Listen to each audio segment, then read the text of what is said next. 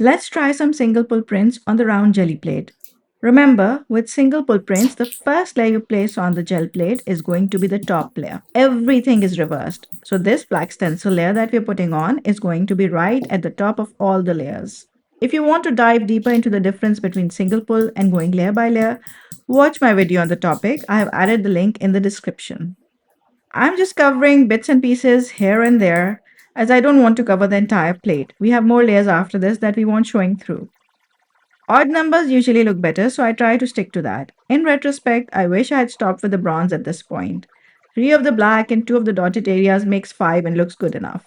But for some reason that I cannot remember, I decided to add way more. Now, the problem with the metallic polka dots is that they turn out to be quite dimensional. This is because I used a silicone pellet knife as I wanted to make sure the paint filled the dotted areas and did not spread too much. Had I braid, the result might have been better, but I would have had less control. I got tired of waiting for all the polka dots to dry. So I removed the center ones completely. I add a stencil to the center area and add some red paint, making sure I don't cover the whole plate.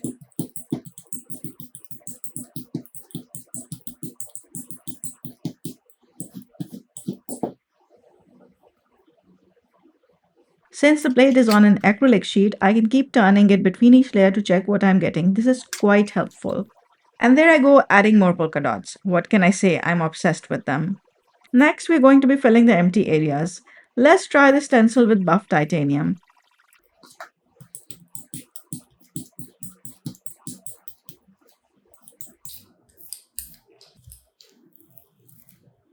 Let's turn it around to get an idea. This is starting to take shape and I like where it is going.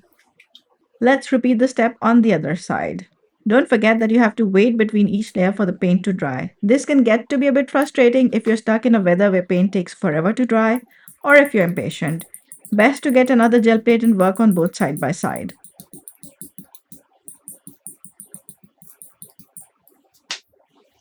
Now we have the top and bottom spaces left. Let's use a different stencil with Wedgwood color.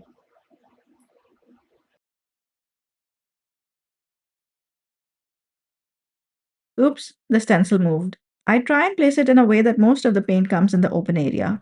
Not the best results, but we'll make do with what we have.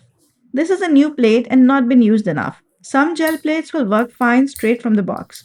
Both my 5x7 plates did, but others need some work. This means you have to sacrifice some paint and paper and pull a few prints. This helps work the plate and it gets better with time. Problems with new plates can result in paint beading, paper tearing up, and sometimes stencils not sticking properly. It can help to condition the plate with baby oil, wipe it off, and then wash with soap and water. This is what I did, and my paper tearing problems got a whole lot better. But since I haven't used this plate a lot, you will see me struggle a bit trying to pull the print so as to not tear the paper. But no worries, the more you work with the plate, the better it will work.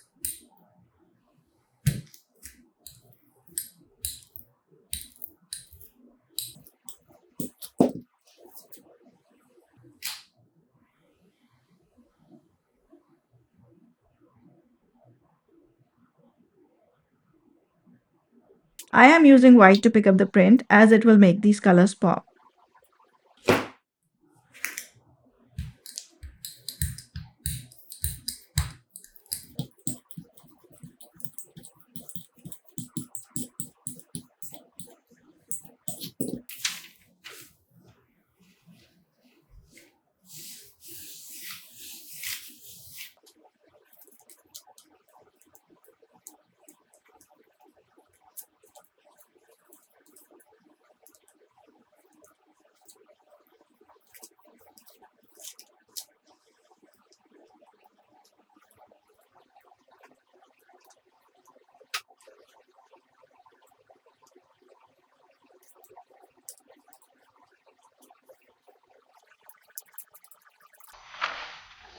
I'm going to use matte medium to fix the small areas where the paper peeled off to help settle it back in. Don't forget to give a thumbs up if you're liking this video. I'm tempted to try another single pull print. Can we do it with the botanical stencils? In our last video, we did it layer by layer. If you've not seen it, you can click the link above or from the description. And yes, the polka dots are back. Of course, this one is going to be more complicated as you really have to think through as you're working backward. Hence why the polka dots go first. There's no way you can add them later, at least not in the single pull version. You can always add them as an additional layer once you have pulled the print. I start by using one of our leafy stem stencils and use white. I wish I had a more translucent white for this, but I haven't been able to get to the craft store to replace the one that finished. And this one is more opaque, so probably not the best choice for one of the top layers.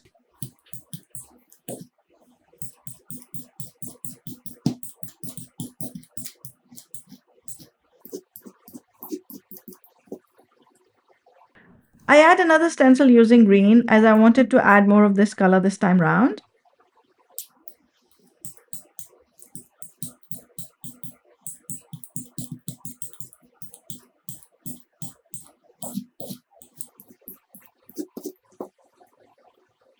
As always, you can turn it around to see what you're getting. I like doing this after every step so I can keep an eye on the final result.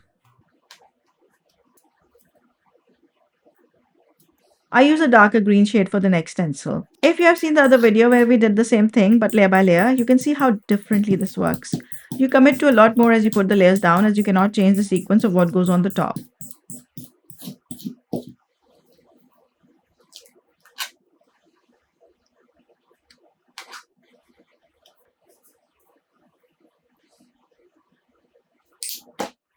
I realize I need to add colors other than green to make it pop. So I decide to add blue.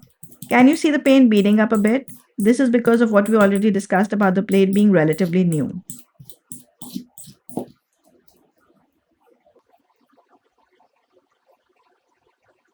I added too much paint. Let's just remove some of it using a silicone pellet knife.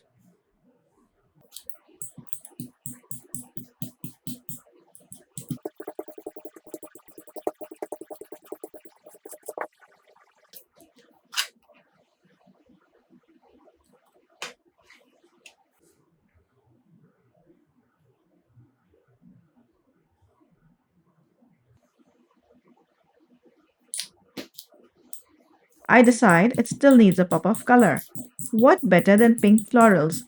Looking back, the pink florals would have been stronger as the first layer. The second one specially gets lost behind all the other layers.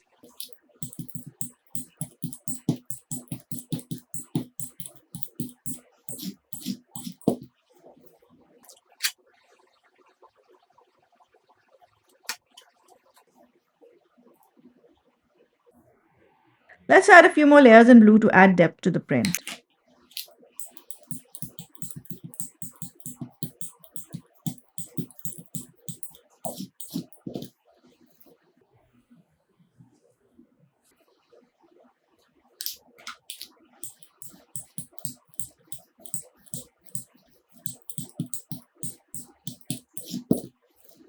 At this point, I'm not sure if I should try a light background or a dark background, but flipping the plate around and hovering it over a white piece of paper makes up my mind.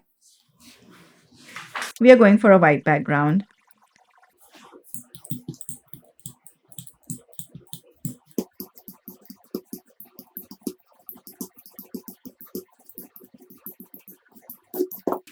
I believe I haven't mentioned the paper change. Normally, I use the really thin rice paper from Temu. That is basically Chinese calligraphy paper and that is ultra thin. For these prints, I've used the Japanese rice paper. The link is in the description if you're interested.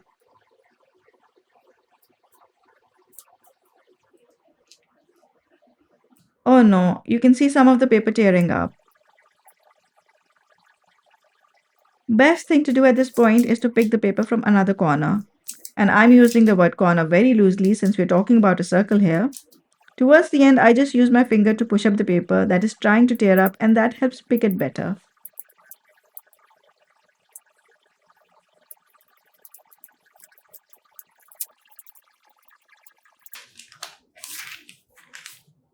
There is a little bit of a tear, but I think we can get away with it. It really looks more like a paint streak than torn paper. These are the two prints we made today. Which one do you prefer? Make sure to let me know in the comments below.